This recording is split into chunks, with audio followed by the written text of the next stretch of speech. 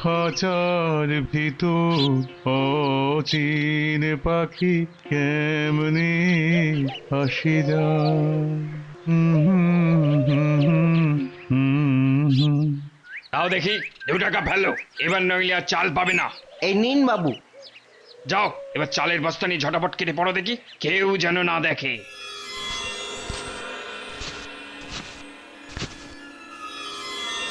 এর মধ্যেই 30 টাকা হয়ে গেছে। বাহ, এই রকম 2 নম্বরই চাল বিক্রি করলেই আমি তো একদিন বড়লোক হয়ে যাব। হ্যাঁ,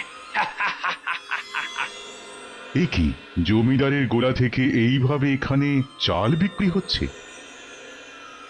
এই তাড়াতাড়ি করো, জমির কাগজটা দাও আর টাকাটা নিয়ে যাও। হুজুর, 1 বিঘা জমির দাম মাত্র 2 টাকা। এই শোনো, না খেতে পেয়ে তো মরছিলে, যা পেয়েছো তাই নিয়ে তাড়াতাড়ি ভাগো তো। এই দেখি দেখি পরের জন এসো।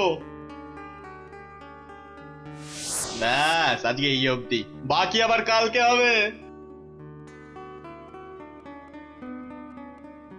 মহাশয়, আমি শুনলাম আপনি ওই লোকগুলোকে বিঘা প্রতি মাত্র 2 টাকা দিচ্ছেন। সে তো খুব কম টাকা, আপনি তো ওদের ঠকাচ্ছেন। মেলা ফ্যাচ ফ্যাচ করো না তো, এরা তো মাসে 20 পয়সাও রোজগার করতে পারে না।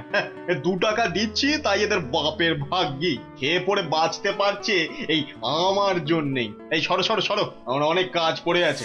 এ তো দিন দুপুরে রাহাজানি।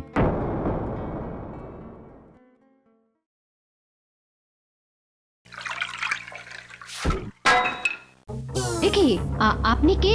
এইভাবে ঘরে ঢুকছেন কেন? তুমি চুপ করো তো, সকাল সকাল মেজাজটাই একেবারে খিঁচড়ে গেল।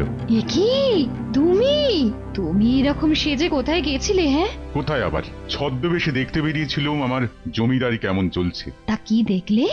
দেখলুম চারদিকে দুর্নীতি আর রাহাজানি, সবাই সুযোগ বুঝে জোচ্চুরি করছে। উমা, সে কি?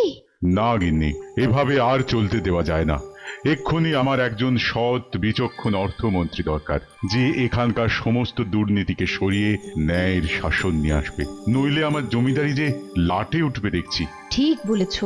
কিন্তু অর্থমন্ত্রীর জন্য বিজ্ঞাপন দিলে তো হাজারো লোক এসে জুটবে, তার মধ্যে থেকে একদম ঠিক লোকটাকে বেছে নেওয়াটাই হলো আসল সমস্যা। সেই সমস্যার সমাধান তো আছে নাকি? আগে এমন একজনকে নিয়ে এসো যে অনায়াসে সঠিক লোককে বেছে নিতে পারবে। সেটাই করতে হবে, কিন্তু যাকেই আনি আগে তাকে দিয়ে একজন মোসাহেব বাঁচিয়ে দেখে নেব যে সে লোকের বুদ্ধির দৌড় কতখানি। মোসাহেব কেন? কেননা মোসাহেবের কোনো দাম কোনো জমিদারের কাছেই থাকে না, তাই এটা দিয়েই বুঝে নেওয়াটা নিরাপদ। ঠিক বলেছো। এখন সমস্যা হলো তেমন লোক আমি পাই কোত্থেকে। আমি বলি কি, তুমি বরং মহারাজ কৃষ্ণচন্দ্রের কাছে যাও, উনি তোমায় সাহায্য করতে পারেন। হ্যাঁ হ্যাঁ হ্যাঁ হ্যাঁ, ঠিক বলেছ, ঠিক, মহারাজ কৃষ্ণচন্দ্র।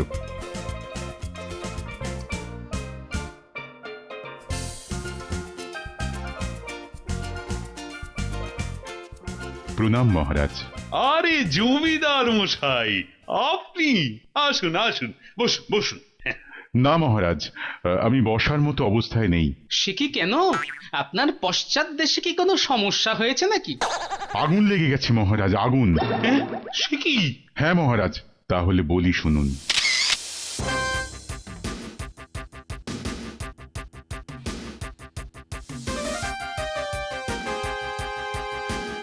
বুঝেছি। হ্যাঁ মহারাজ, আপনিই পারেন, আপনিই পারেন। আপনি একজন বিচক্ষণ লোকের সন্ধান আমায় দিন, যে উপযুক্ত মোসাহেব আর অর্থমন্ত্রী নির্বাচন করে আমার জমিদারিকে দুর্নীতি থেকে মুক্ত করবে। আমি তাকে অনেক পুরস্কার দেব মহারাজ। পুরস্কার? এখানে সেরকম একজনই আছে জমিদার মশাই, যে আপনার সমস্যার সমাধান খুব খুব সহজেই করে দিতে পারবে। বুঝেছি, মহারাজ আমার কথাই বলছেন। তাই? না, সে হলো গোপাল, মানে আমাদের গোপাল ভাঁড়। ও আচ্ছা, খুব ভালো। তাহলে তাহলে কালকেই তুমি আমার বাড়ি চলে এসো গোপাল। ঠিক আছে জমিদার মশাই। তবে মন্ত্রী ও সহকারী হিসেবে সঙ্গে যাবে। খুব ভালো মহারাজ, তাহলে আমি এখন আসি মহারাজ।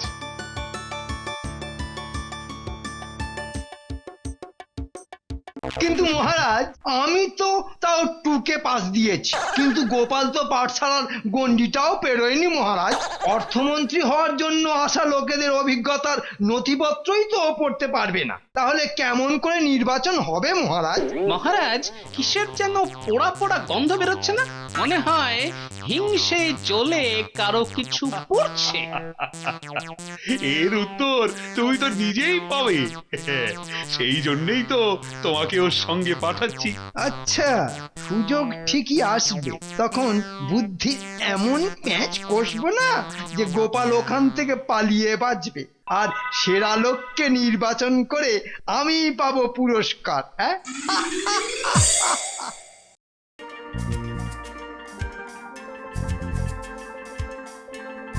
প্রথমে আমরা মোসাহেব নির্বাচন করব। হ্যাঁ, আমরা ওদের এক একজনকে 3টে করে প্রশ্ন করব। যার উত্তর সেরা হবে সেই হবে সঠিক লোক। তাহলে আমি প্রথম প্রশ্নটা করব জমিদার মশাই। বেশ তো করবেন। আর আমি করব শেষ প্রশ্নটা। কথায় বলে সব ভালো যার শেষ ভালো। আসুন আসুন আসুন, ওইখানে বসুন। তাহলে মন্ত্রী, প্রশ্ন করো। হ্যাঁ হ্যাঁ, আচ্ছা, আপনি নিজেকে এই মোসাহেবের কাজের জন্য সেরা ভাবছেন কেন? কারণ এর আগে অনেক জায়গায় মোসাহেবের কাজ করেছি, তা প্রায় 80 জায়গায় তো বটেই। সেই জন্য এই কাজ আমি সহজেই করতে পারবো। আচ্ছা আচ্ছা, বেশ বেশ। আপনি কখন ঘুম থেকে ওঠেন? খুব ভোরে উঠি, তারপর তেল মেখে চান করে মুড়ি আর ছোলা খেয়ে ব্যায়াম সেরে। ব্যাস, আর কিছু বলতে হবে না। গোপাল, এবার তুমি প্রশ্ন করো। আমার মনে হচ্ছে আপনি আপনি এই মোসাহেবের কাজ করতেই পারবেন না। আপনার কি মনে হয়? আলবাত পারবো, অনায়াসে পারবোই পারবো। বেশ বেশ বেশ, আপনি এখন যেতে পারেন। জমিদার মশাই, এই লোককেই রেখে দিন, এই একদম উপযুক্ত লোক, 80 জায়গায় কাজও করেছে। তোমার কি মনে হয় গোপাল? 80 জায়গায় কাজ করেছে মানে কোনো জায়গাতেই ওর কাজ টেকেনি জমিদার মশাই। তাছাড়া আমার প্রশ্নের উত্তরও ঠিক দেয়নি, একে দিয়ে তাই মোসাহেবের কাজ হবে না। ঠিক বলেছো গোপাল। এবার পরের জনকে দেখা যাক তাহলে।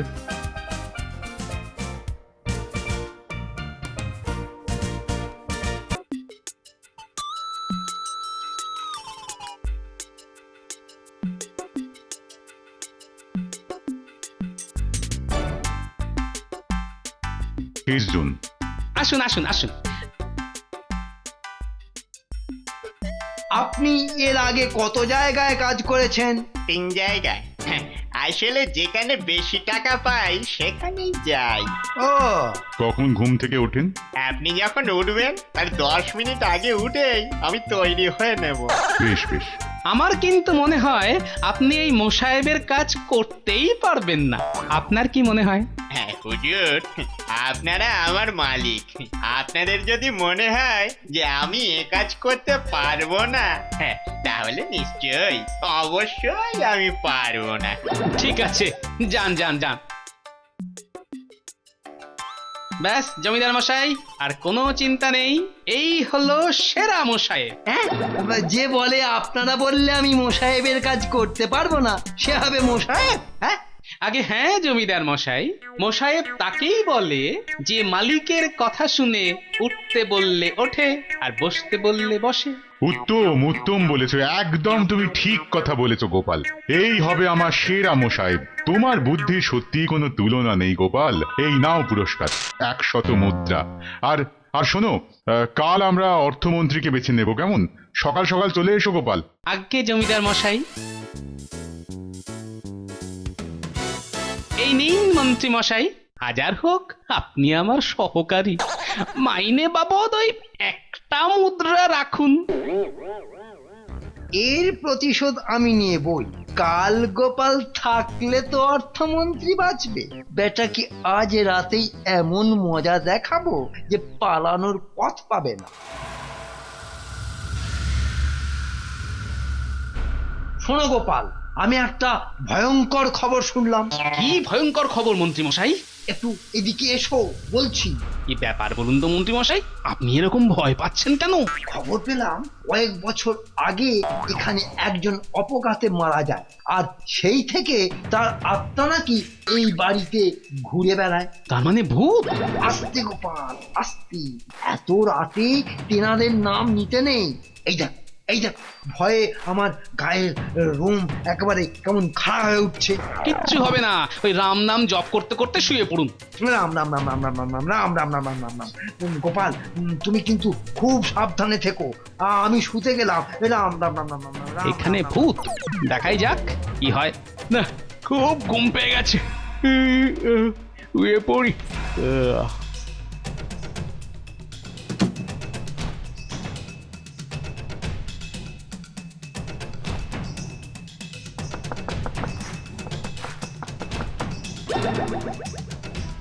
ওকে, এত রাতে আবার কে করা নাড়ে? না, গিয়ে দেখতে হচ্ছে।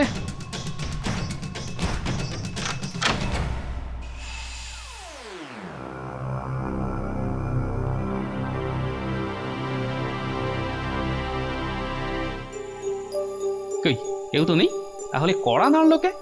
যাকে আমি শুয়ে গিয়ে।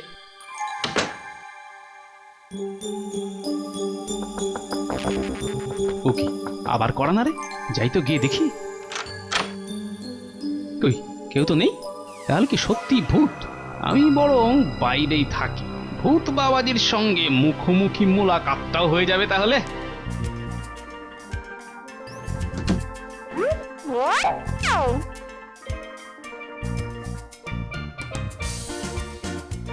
কই, ভূত বাবাজি তো আসছে না।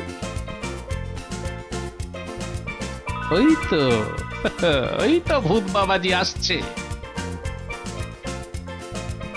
কি, এ তো মন্ত্রী। এইবারে বুঝেছি এ কোন ভূতের কাজ। দাঁড়াও মন্ত্রী মশাই, তোমাকে এবার সত্যিকারের ভূত আমি দেখাবো।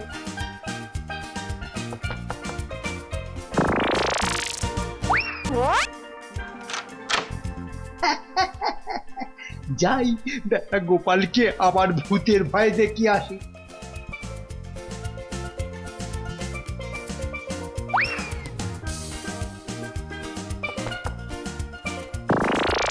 বেটা খুব ভয় পেয়েছি, এতক্ষণে গোপাল বোধহয় ভয়ের চোটে অজ্ঞান হয়ে গেছে। কালকে বেটা নির্ঘাত পালাবে। যাই এবার শুয়ে পড়ি।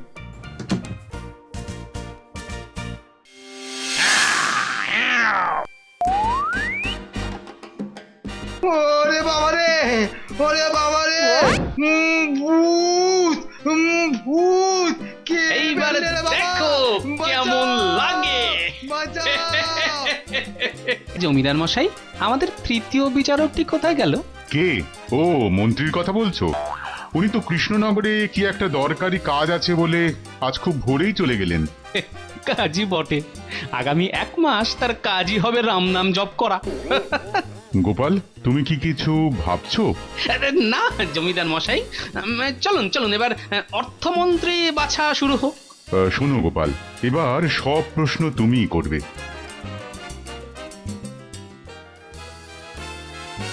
এই নিন আমার কাগজপত্র। দিন দেখি।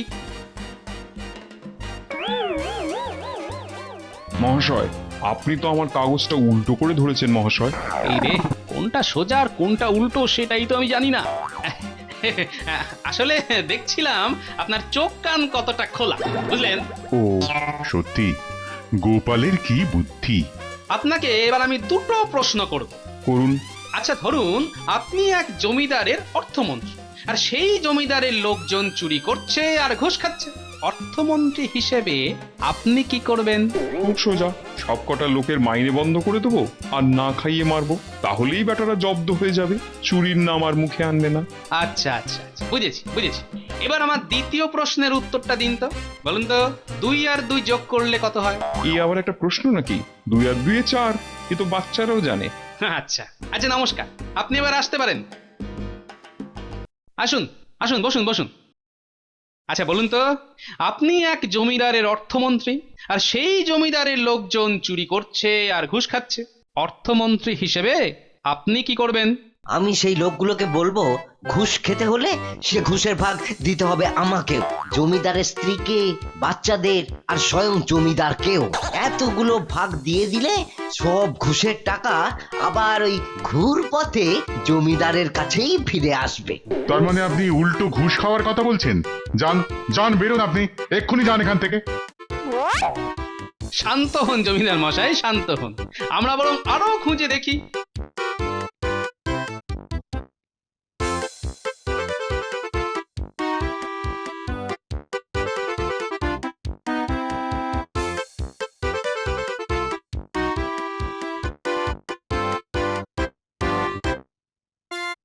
গোপাল, এবার তো আমার মাথার সব চুলগুলো ছিঁড়ে ফেলতে ইচ্ছে করছে। বালাই ষাট, আপনার মাথার অমন সুন্দর চুলগুলো খামোখা ছিটতে যাবেন কেন জমিদার মশাই? ওরে বাবা, এত লোক দেখলাম, কাউকেই তো খুঁজে পেলাম না এখনো। হতাশ হবেন না, হতাশ হবেন না। আচ্ছা, আরো একজন বাকি আছে। তাহলে আপনাকে প্রশ্ন করি। নিশ্চয়ই। আমার প্রথম প্রশ্ন হলো, ধরুন আপনি এক জমিদারের অর্থমন্ত্রী, আর সেই জমিদারের লোকজন চুরি করছে, ঘুষ খাচ্ছে। তা অর্থমন্ত্রী হিসেবে আপনি কি করবেন? দুর্নীতি আর চুরির কারণ হলো দারিদ্র। কথায় বলে অভাবে স্বভাব নষ্ট। আমি অর্থমন্ত্রী হলে সব্বার মাইনে বাড়িয়ে দেব, কিন্তু আইন কঠিন করব, তাতে তাদের অভাব দূর হবে, তারাও ভালো মানুষ হয়ে যাবে। বাস, সমস্যার সমাধান খুব সহজেই হয়ে যাবে। বেশ বেশ, এবার বলুন তো 2 আর 2 যোগ করলে কত হয়? 1 মিনিট, আপনারা কত চাইছেন? ব্যাস, আমার উত্তর আমি পেয়ে গেছি। আপনি এবার আসুন। জমিদার মশাই, এই হলো আপনার উপযুক্ত অর্থমন্ত্রী। তুমি আমাকে বাঁচালে গোপাল, কিন্তু তুমি কি করে বুঝলে যে এই সেই লোক? কারণ এ আসল সমস্যা খুঁজতেও জানে এবং দরকারে হিসেবে গোঁজামিলও মারতে পারে। সাধু সাধু, তোমার মতো বুদ্ধি আর কারণ নেই, কারণ নেই। না জমিদার মশাই, আরেকজনেরও বুদ্ধি আছে, আর আছে বলেই অর্থমন্ত্রী নির্বাচনের আগে আমার বুদ্ধির পরীক্ষা নেওয়ার জন্যই তো আপনি মোসাহেব নির্বাচনের কাজটি করেছিলেন, তাই না জমিদার বাবু? একদম একদম ঠিক বলেছো গোপাল, কিন্তু তুমি সেটা বুঝলে কি করে গোপাল? খুবই সহজ জমিদার মশাই। চুরি আর দুর্নীতি আটকাতে মোসাহেবের তো কোনো প্রয়োজনই হয় না জমিদার মশাই। সত্যি সত্যি তুমি রত্ন, কৃষ্ণনগর ধন্য তোমাকে পেয়ে। এই নাও আরো 200 মুদ্রা, এটা তোমার পুরস্কার গোপাল। ধন্যবাদ জমিদার মশাই।